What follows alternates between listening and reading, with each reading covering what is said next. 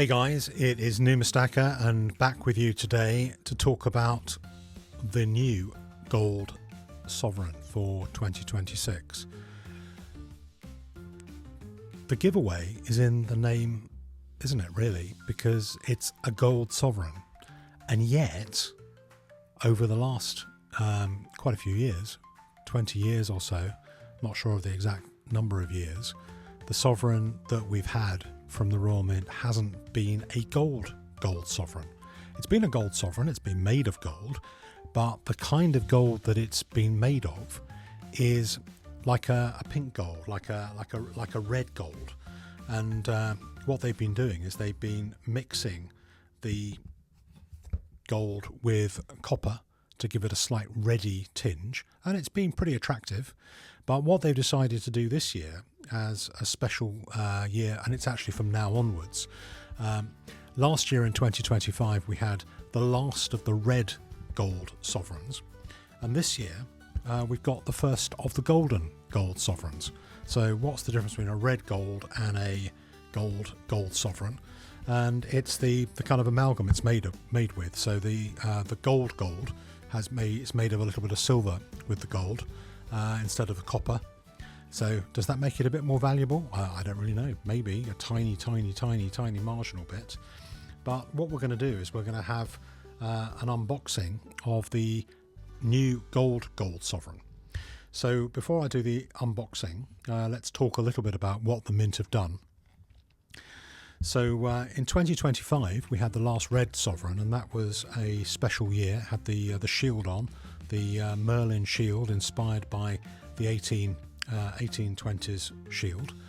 Absolutely lovely, and quite a low mintage for a sovereign. So I think overall about 9,500 or so, maybe less than that, overall in all the different packages were minted. So that's quite low for a sovereign. This year they've actually produced the new gold sovereign. It has the same standard St. George as we get in regular years, but it's goldy gold. And they produced about 1,000 of these coins less than they did last year. And last year was a fairly low mintage. So when these went on sale at the Royal Mint, they did sell out within an hour or so. And you probably still get them from dealers, and they've probably got a few around. But the ones the Mint had for sale had sold out. So they did put them in packs of 1 like this. You could also get packs of 3 with a sovereign, half and quarter. You could also get packs of 4 only exclusively from the Royal Mint, and also packs of 5. And the 5 sovereign, that particular version of the kind of packaging contains a 5, a 2, a 1, a half and a quarter. Only 500 of those were minted, so the rarity on those is actually pretty much sky high for something which is a first, and those sold out very, very quickly. There is a pricing thing, and probably better to cut to the chase now and talk about pricing before we actually unopen and unbox the actual coin. When these were originally scheduled to come out, they were going to come out at a price of £1,050 for a coin. Still quite high, higher than last year, but the gold price had been going up. After they'd already published that price to dealers, they decided, well, I mean, I can't really blame them for this entirely. At the time the gold price was starting to rocket, it was on an upward curve which was almost vertical. And I guess, like everybody else, they looked at that curve and they thought, well, we don't know where that upward momentum is going to end up, so we need to cover our backsides. And in covering our backsides, we then changed the Mint retail price to £1,200. £1,200 is very high for a sovereign. There's probably £540 worth of gold in it. Sorry, £740 worth of gold in it. So that's quite a big premium. Nevertheless, it did work out for them, because I think they will sell out even at that higher premium. But, people are saying, well, is that sharp practice from the Mint? Well, in my view, I was looking at that upward momentum. I was looking at that chart. I was looking at the kind of geometrical progression of the price of gold during that time they were working out final pricing. And I probably would have made the same decision as the mint, in all honesty, although maybe they could have actually kept it a little bit lower. But they have actually changed all the prices of their gold coins. You know, a gold 50p coin is now over £2,100. You know, second-hand versions of that a few years ago were selling at 595. So, you know, Royal Mint coins are getting expensive. So let's have a look at this coin. The usual nice little brochure showing exactly, you know, the history of the sovereign and evolving coinage and all this kind of stuff. It's one of those things the Mint do particularly well. The St. George, you know, the Pistrucci, the famous Benedetto Pistrucci, St. George and the Dragon, immortal kind of, you know, vision of what the UK is, what England is. Interestingly, years ago, India refused to have any St. George sovereigns, so they made special shield sovereigns for India for trade. I think it was either the St. George they didn't like, or maybe the dragon being killed, but there was something which wound up the Indians at that particular time. So let's have a look at this coin and see what we've got. Comes packaged very nicely in Royal Mint style. We open the box and we can see the mintage and information. Let's kind of zoom in a little bit. So let's have a look at the sovereign mintage information. Shows you on this nice little card the maximum coin mintage.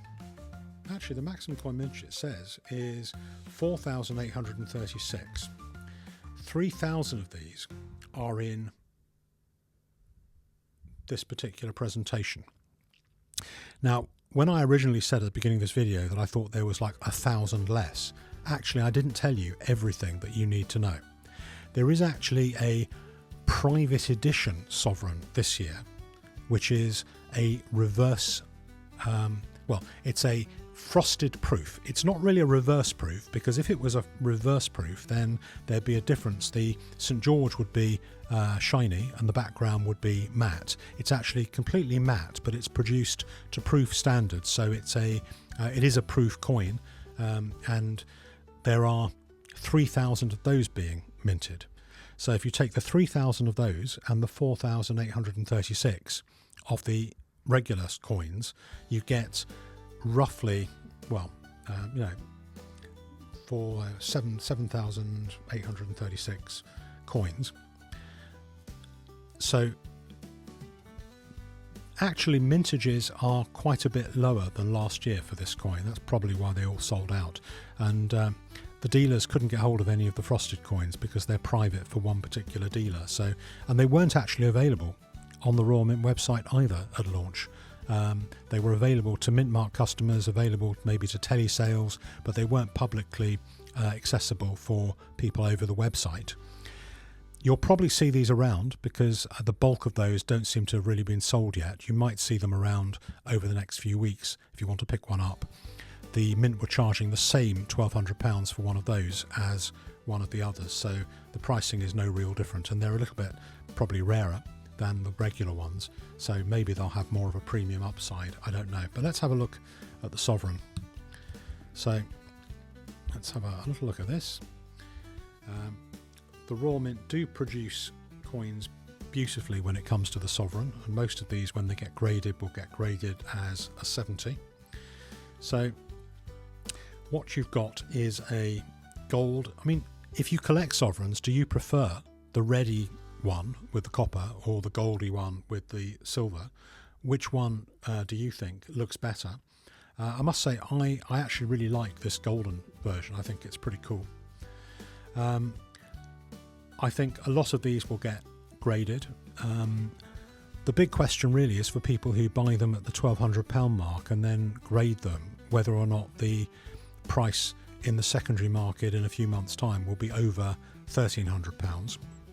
You know, it might do because gold is going up, or you might see a reduction in price. It really depends on how many of these start coming up for sale and whether the early buyers want to get out quickly, or whether they want to hang around and not put them up for a while.